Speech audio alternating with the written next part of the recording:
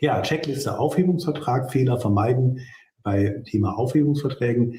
Mein Name ist Dr. Martin Henschel, ich bin Fachanwalt für Arbeitsrecht. Heute geht es um dieses Thema, was man bei der Gestaltung von Aufhebungsverträgen beachten muss.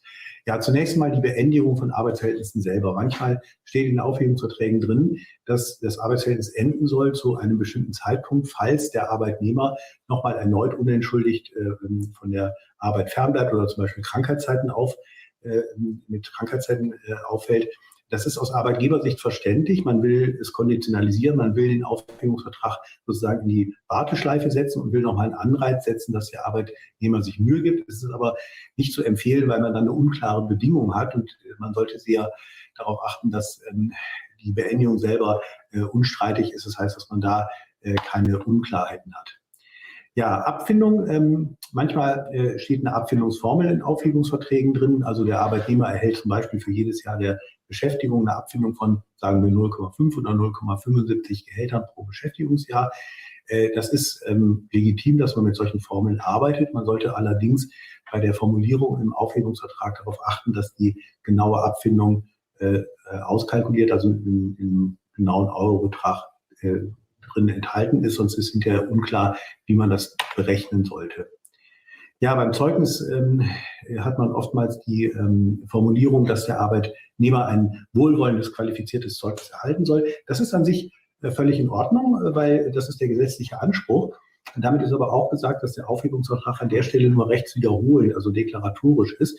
Das heißt, er hat eigentlich keinen Inhalt, der über das Gesetz hinausgeht. Viel interessanter wäre es dann zu schreiben, welche Note denn der Arbeitgeber erteilen soll und dass da auch nicht vergessen wird, die abschließende Dankes- und Wunschformel zu erwähnen. Dann hat man eine Klausel, mit der man was anfangen kann. Ja, Ähnliches gilt für die Freistellung. Oftmals ist in Aufhebungsverträgen geregelt, wenn das Arbeitsverhältnis in ein paar Monaten erst enden soll, dass der Arbeitnehmer für eine mehr oder minder lange Zeit nicht mehr zur Arbeit zu erscheinen braucht. Das ist eine Freistellung. Wichtig wäre an der Stelle, dass man klarstellt, dass die Freistellung unwiderruflich ist und unter Anrechnung von Urlaubsansprüchen, weil die Urlaubsansprüche sonst nicht in Natur erfüllt werden können. Ja, Gehalt, was ist dazu zu sagen? Vielfach ist es so, dass Gehaltsansprüche auch da abstrakt nur erwähnt werden. Also der Arbeitnehmer soll für die Dauer der Restlaufzeit des Arbeitsverhältnisses sein reguläres Gehalt und möglicherweise anteilige Sonderzahlungen erhalten. Auch da liegt die Versuchung nahe, dass man das abstrakte Prinzip der Berechnung hineinschreibt in den Aufhebungsvertrag. Besser an der Stelle ist es auch hier, dass man mit konkreten Zahlen arbeitet. Ja, dann haben wir die Herausgabe von Firmeneigentum. Auch da gibt es eine Standardklausel, die man so in Musterverträgen akzeptieren kann. Da steht dann drin zum Beispiel, der Arbeitnehmer ist verpflichtet, alle in seinem Besitz befindlichen Sachen des Arbeitgebers an diesen herauszugeben. Dann steht manchmal auch drin insbesondere und dann kommt so eine Aufzählung, von der man aber gar nicht weiß, ob sie jetzt wirklich abschließend ist oder ob der Arbeitnehmer überhaupt diese hier genannten Sachen in seinem Besitz hat. Auch da zahlt es sich aus, dass man ein bisschen fleißiger und gründlicher arbeitet, einfach checken gemeinsam, was hat der Arbeitnehmer noch für Sachen, also ein Laptop der Marke XY, Handy XY, Schlüsselkarte, vielleicht ein Dienstwagen, dann schreibt man es rein und alle wissen Bescheid.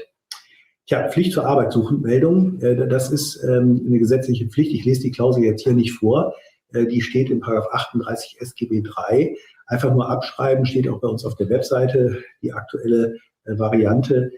Ist eine Verpflichtung, muss man machen als Arbeitgeber. Als Arbeitnehmer kann es einem egal sein. Und dann haben wir eine letzte Klausel, die Ausgleichsklausel. Auch da kann man eher ungeschickt arbeiten und sagen, dass mit diesem Aufhebungsvertrag alles erledigt sein soll.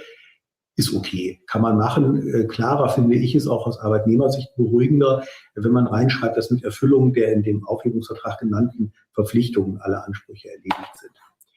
Tja, zuletzt, worauf sollte man achten beim Thema Aufhebungsvertrag ganz allgemein? Arbeitgeber sollten darauf achten, dass sie ihre Aufhebungsvertragsmuster hin und wieder mal rechtlich überprüfen lassen und dass sie, wenn sie Aufhebungsverträge individuell ausfertigen, sie eben auch auf diesen speziellen Arbeitnehmer oder diese spezielle Arbeitnehmerin konkretisieren. Als Arbeitnehmer sollte man umgekehrt sich eine Bedenkzeit ausbitten, also niemand einfach den Aufhebungsvertrag unterschreiben, spontan, sondern sich das überschlafen. Und man sollte ihn auch rechtlich überprüfen lassen. Weitere Informationen zu diesem spannenden Thema finden Sie auf unserer Webseite unter den Stichworten Aufhebungsvertrag, Abwicklungsvertrag und Abfindung.